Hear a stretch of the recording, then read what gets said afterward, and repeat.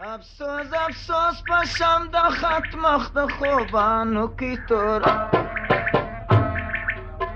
دا بے پایدې نانستی ګرد بلبلانو کی تور دا بے پایدې نانستی ګرد بلبلانو کی تور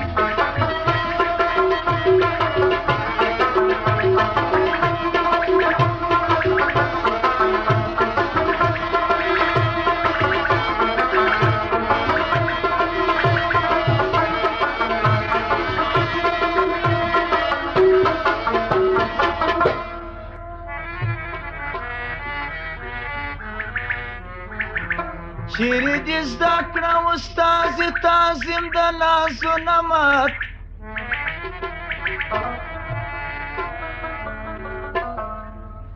خصلت کبر دې پر ځان دې اثر کړی